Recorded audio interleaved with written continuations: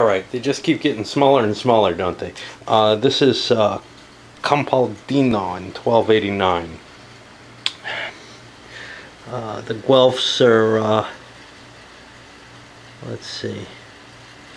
This one's got some interesting aspects to it. I looked over the history and read the rules, but I'm having kind of trouble remembering a lot about what I saw. So let's just look at the actual rules themselves. Again, looking at the historical scenario, which we're not going to be playing, we're going to again be doing the meeting battles. I like those. And, geez, I don't know if these are hills or not, right? I mean, they look so extreme. They should be something. And the only something they could be is hills, but they don't look at all like the hills. And in fact, there are things like them listed as other stuff. The hills are very clearly supposed to be those green things. I don't know. These may be small trees, just to indicate, you know, for some graphic appearance. The problem is this little trail coming off of them is really disturbing, no matter what they are. I don't know what they're...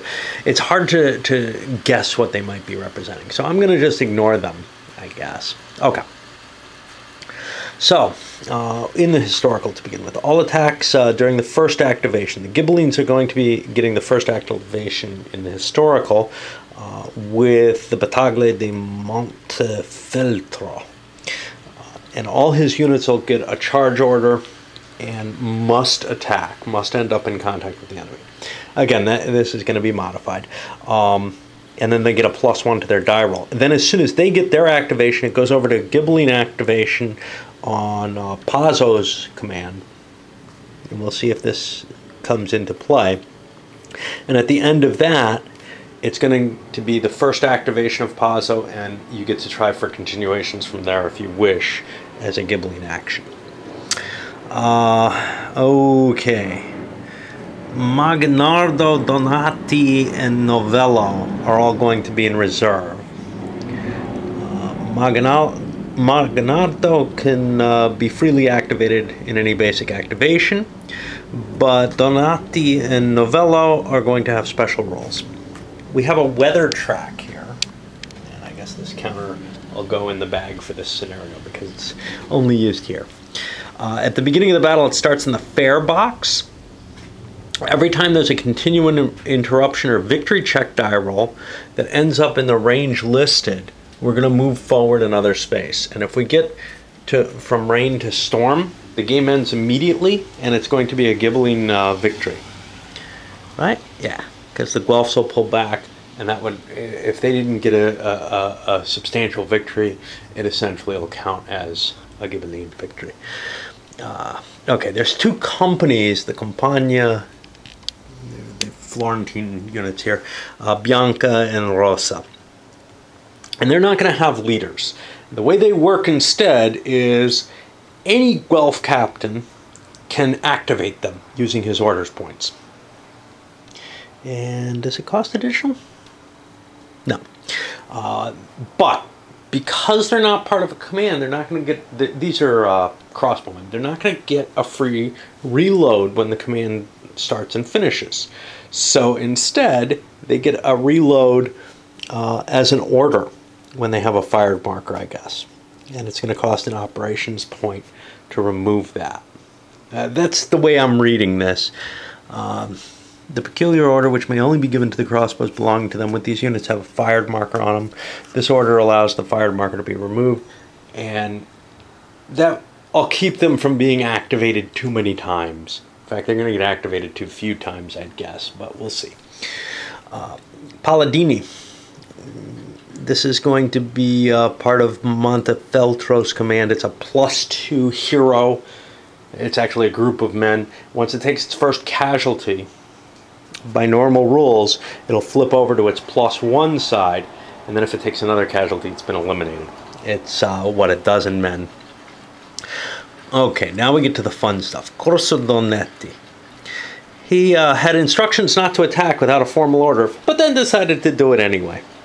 And I like the quote. If we lose, I want to die in battle with my citizens. If we win, whoever wants to come with me to Pistoia for condemnation. Okay, so this begins in reserve. And it can only be activated after at least a Guelph cavalry unit has been routed. Now, is Donati a Guelph? I'm not sure. Donati, yeah, he's Guelph. So once they lose a cav, he can be activated. And it's not automatic. You have to make a roll. Looks like a single die of 6 or more, but you add the Ghibelline victory level to this die roll. A natural roll of 1 will always fail. If the Guelph player fails his activation, he's considered to have passed, but he can try again later. Once he's activated, he can make an unlimited number of continuums until he chooses to pass or fails a continuum. He cannot be interrupted, so he's going to be able to just storm across the map and do quite a bit of damage if he comes into play. And then there's Guido Novello. A 63-year-old earl decided the battle was lost and not to attack the Guelph flank. Okay, it may only be activated after Donati has been activated. So he's going to be a Ghibeline. And when he's activated, in the first Ghibeline base activation after Donati's been activated, the Ghibeline player must attempt to activate Novello. This is not automatic either. He rolls a die roll of 3 or more, he succeeds, but you subtract the current Guelph victory level from the die roll, and a natural roll of 6 will succeed. If he fails the activation, Novello is removed from the game, and all his units are considered routed, but you don't charge them victory points. The Guelphs will just gain 3 full victory levels, which could be the end of the game right there, right? Okay, then there's the Guelph camp, which I think is these wagons here. Now, I'm guessing this is, I don't know if that's a river or a stream. See, this is a river. These are definitely streams, and this looks like it's halfway in between the two. Let's see. Well, it's not going to be impassable, although there is kind of a ford here, which is not covered unless there's some kind of roll for that. Guelph units which have the Guelph camp in their rear hexes don't retreat after combat. They remain where they are. Well, I'm assuming that has to be a stream. The Ghibeline units entering a Guelph camp will suffer a disruption at the end of their movement there. However, for every time they enter a Guelph camp, the Ghibeline player earns a one-time only victory level for it. And that camp is no longer available to be looted. So those are kind of useful. Durfort, Bertrand de Durfort, has Narbonne on the back of his Capitan. Basically, he's able to be replaced with someone who's not terribly bad. So he's like a 1-4, and on the other side we have a 2-2, a better combat modification, but less of a zone of command. And, you know, a 4 zone of command for a stack that size is not terribly good to begin with. It's not terrible, but a 2 is pretty damn bad. Okay, so both sides are going to have Carroccios here. The Florentine one is in the Guelph camp. The Arezzo one is in the Abbey here. And they're not allowed to move, so there's no counters for them. You can use the Rally Special Order. The Guelphs will appear in the Guelph camp, which I guess is just all of these. Again, we don't have a map key that matches the specifics of each battle for whatever reason.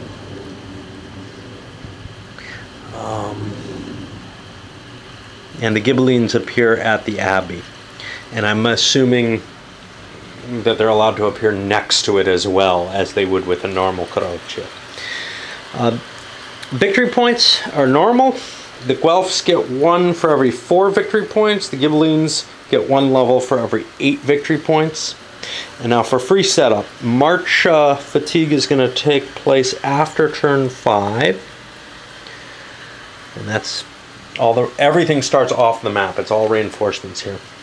The Guelph player may remove his reserve status from Maginardo. If he decides to do so, he must decide before the movement phase begins, and the enemy side gets a d6 victory points. Well, this is the one you can freely remove during play. So, you know, honestly, I consider reserves an advantage for the player who has them because they can boost his command points up. No way I'm going to remove that. Okay, then there's a bidding process if you want to make Novello not necessarily disappear. If the Ghibellines spend a victory point, a victory level, and the Guelphs do not, they can prevent that from happening. I'm going to just ignore that. Yes, it takes some of the surprise and tension out of the scenario, but you know what? I want to play it out as much as I can historically, rather than worry about that tension at this point. Although I do like games that give you that kind of situation. Making that kind of bid isn't going to remove the tension anyhow, because the bid's not secret, is it? They have to declare right after the free setup movement. So basically, the bid is made, and then once you actually start the battle, you'll know whether or not he's going to be a problem. That could be changed to when he has to be activated, but his whole rule gets removed, so you could kind of make a watered down version. Rule S821 is in effect. S8.2 is not. S821. Okay. So that's the first activation. Just the first activation is going to be at a +1 attack. So the person who gets the first blow in is going to get a bonus. And we're not going to worry about the rest of the scripting for the beginning of the battle. Victory points are the same, 1 and 8, or 4 and 8. Okay, and then there's this Fast and Furious scenario, which we're not going to play. Obviously, it's using the historical, but it does, it lowers some of the values a little bit, makes the victory point levels move a little quicker. Again, just an attempt to try to make it a faster playing battle, although this one looks pretty small to begin with. We'll see. Alright, might as well get started. Okay, so we worry about here. First movement turn, the Ghibellines are going to be moving first each movement turn. They get Montefeltro in 0106 to 0109, which is going to be running from here down to here. And we'll start deploying forward. Where's a good place to deploy? That's a good question. We definitely want to get some space in. I would say we've got a nice little area. We're going to have less troops, so we're going to probably want to defend there. We may want to dispatch someone down that way. So that's what we're going to do. We're going to start pushing our forces forward. Remember, this first one, you don't have to make a roll for the activation. The Ghibellines have moved on board, but we got a little typo here. Bianca and Campagna Rosa enter in 1903-2004. That's these two. And then 2014 to 2017. Well, 2014 would be here to 2017. I think they mean 2104 to 2107. Alright. So we're going to be coming in from the camp rather than from the edge of the map. We're just watching the forces beginning to form up. 1, 2, 3, 4, 5.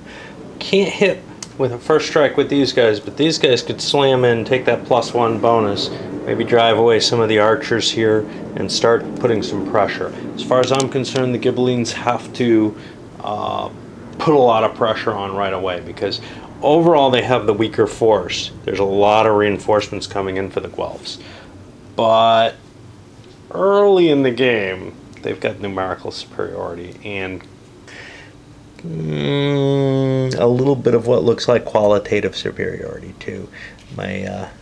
This force is all 6 quality. Now that's the same as these, except one's a 7, but I got bonus decent leaders there. These guys are all 6 quality, and this is almost all 5s. Then I got this infantry line back here, which, you know, I mean, it's infantry, but it's pretty decent stuff, actually. After a little bit of jockeying, I didn't bring those guys in. The Ghibellines came in and charged with a couple of hits. They did quite a bit of damage, enough to get themselves a victory level. Enough to kind of get kind of an outflank starting. And then I trumped in with these suckers. Well, I can't bring dudes on the board, I think, without a basic activation. I think that's a requirement. I may be mistaken about that. Let me see what happens in the scenario rolls for that.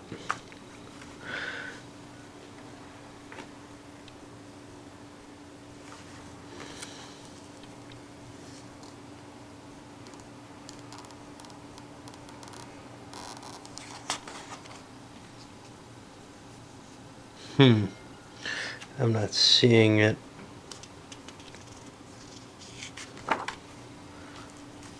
What is this?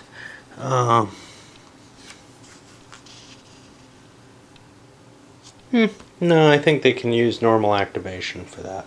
So I should set some of these counters, the activation counters up, just so I know who I can bring in and whatnot.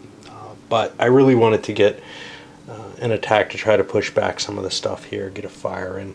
We've already lost our infantry. We've lost a good deal of our, well, no, we haven't. We just lost the infantry there.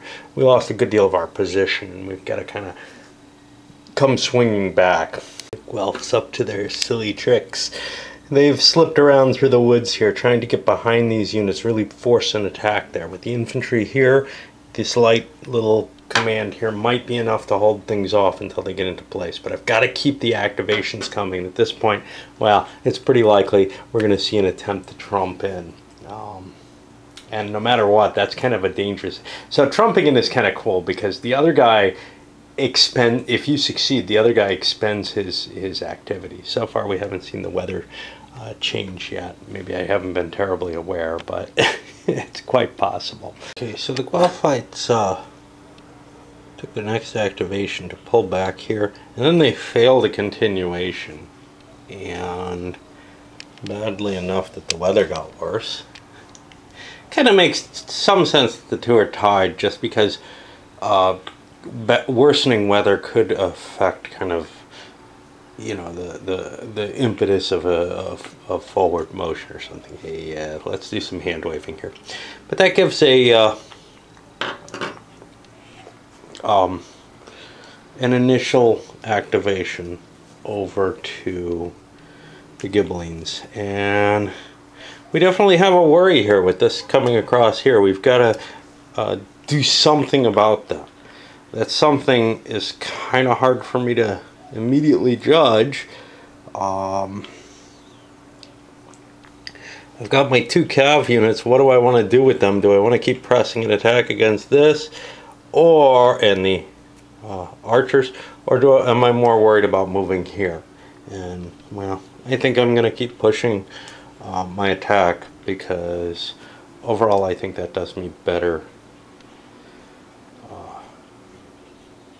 at this point than trying to swerve around and deal with this head on. And with a quick slice of these cav, this guy just recovered. Actually, I'm falling out of range. That's going to make it harder to get them together. They cost double, and they can't really attack that way, if I recall correctly. I haven't had that circumstance, but I could move the leader up here to take command of them.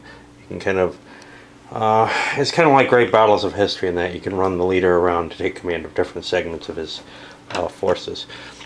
Anyway, I failed my next activation, and boom, the weather's getting worse with a 12 this time. And we managed to wipe out one of these, so we've hit the special cases for Donati, I believe, to be activated. So we have to take that under account. Let's see how he comes in here. He needs a die roll of 6 or more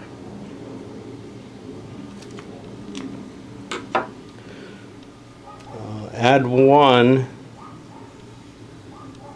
What? Add the current Ghibelline victory level. Well, the Ghibellines have a victory level of 1. So let's see if he succeeds. If he fails, he's passed, which means the Guelphs are just kind of screwed if he doesn't get this. Luckily, he does. So he is going to activate, and then he can attempt some continuums.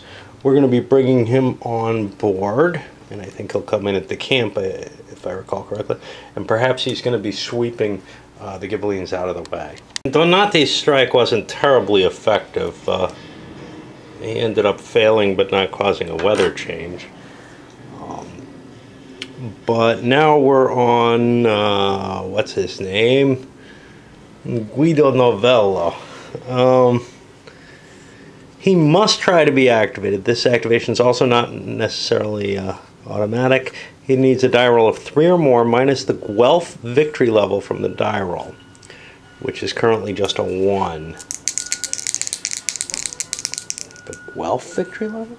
That doesn't make sense. See, here's the thing. The reason he wasn't happy is that he thought the battle was being lost. To me, I would say I would want to add the Guelph victory level and say I need a 3 or less with a 1 always succeeding, or something along those lines. Or follow the rules with the Ghibelline victory level. I don't think that this is written correctly. Given what they talk about, he felt he judged the battle was lost and decided to attack the Guelph flank. Oh, wait. And decided not to attack the Guelph flank according to the battle plan, and instead withdrew.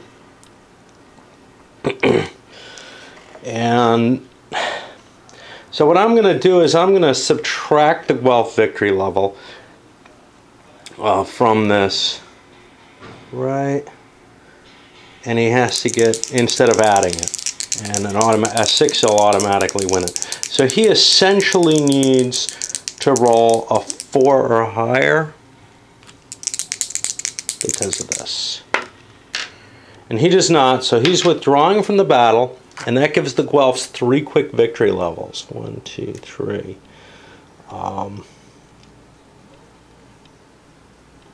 We'll just pull him off the board. Okay. And it's considered a pass, which puts things back over onto this side. Now, at this point, I could bring in another unit. Since everybody's used up some of theirs, that sounds like a pretty good idea. So the Guelphs advanced their fresh forces, and then when they swung over here to get a continuation, that was trumped with a quick something of a regrouping here, and then an attack on here, which was kind of even. Standard versus standard, by the way, which is kind of neat. A lot of risk there. The Ghibellines are moving their infantry forward. They're going to keep going with the infantry, but the problem is they're kind of running out. Cav is so important in this game, which makes sense. You know, it is the age of the mounted knights, and we're sort of outmanned here. It feels, at least it feels that way. I'm not sure if it's really the case, but my Ghibellines feel like they require this infantry to come up. Really, a lot of this territory is being held by foot soldiers for the Guelphs, but the streamline and the camps and such now provide them with a little bit of defensive bonus there. I got to roll. I've got actually a decent victory level that, well, that I have a chance of that. Anyway, I'm going to roll for a continuation here, and yeah, weather gets worse, and that punts it over here.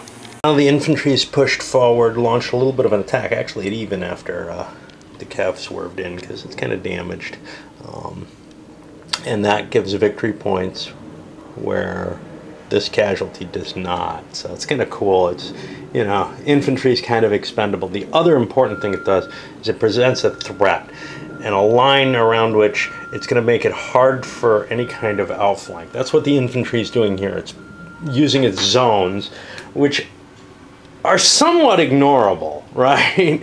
But they still present a threat of an attack from the rear that makes it kind of a little less desirable to position yourself for an attack coming through here.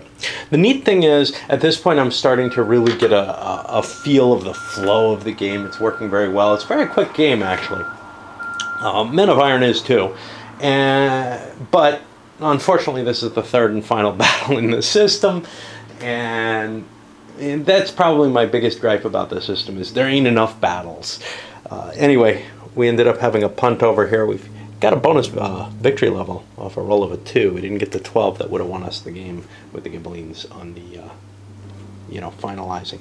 It's kind of a thing you want to do. You want to keep the momentum on your side because you can drive this sucker up, not so much when it's down here, but in this one, the additional options for getting a 12 without taking significant damage is kind of, you know, somewhat attractive as well. Guelphs attempting to succeeding in activating this caused a reaction trumping, limited strike. We only had like 3 actions we could fire off at this point. But then an attempt to recover or to continue with our most likely, the Pazzo. They were up here, they've dropped down. At this point, we might want to be considering trying to pump up some of these values. We're actually in danger of, or getting close to a break where the game could actually come out to a draw with the 13. In a sense, you would say that's still a Guelph victory. It's not specified in the rules because the Storm is supposed to do that, but just as the Storm, not wiping out the Ghibellines here, I would view as being a Guelph loss, a minor loss at least. Attacks by Donati, which are not working well, actually ended up getting him killed, and that was worth a significant amount of victory points, which pumped them up to the point where they could start snowballing now pretty reasonably. Of course, the Guelphs are better capable of that.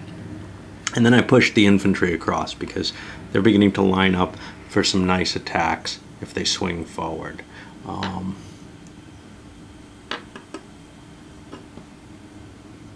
And an attempt to continue with the infantry ended up punting it over here. And now I think it's time for a little break. Game over, man. Oh, this pale blue guy, Montefel, I don't know what the rest of his name is. Manteuffel. Launched an attack, actually took out another one of the cav units, and then, well, I attempted a continuation over here, got myself the 12. And it ends up kind of a draw, but that goes in favor of the Ghibellines, as I've mentioned. Interesting little scenario. I kind of like the, you know, the context that it puts it in. That, yeah, they win, but you know it's not as big a victory as maybe could have happened. And actually, it looked like there was some possibility that would end up being an actual Ghibelline victory here. In which case, the Storm coming or the end of the day or whatever is kind of a, you know, a bit of a letdown comparatively. We had taken out another leader here, captured him, and more of the cav. You know, if it had been equivalent victory conversions, the Ghibellines would be ahead, but they need 8 points to the 4 in order to win because they've got a smaller army. They're more affected by casualties. Their army's not so good. In the first scenario, I think it was, their army was good enough and they had enough bonus rules, etc., to probably have the advantage even though they had the smaller force, so that, you know, it was tilted a little in their favor. This one's tilted a little against their favor, and I kind of like this mechanism to say, okay, you kind of won strategically, but you didn't win the battle. It's just that you're still around, which probably is more than one could expect. All right, we're going to send this one up and come back with a review of the series.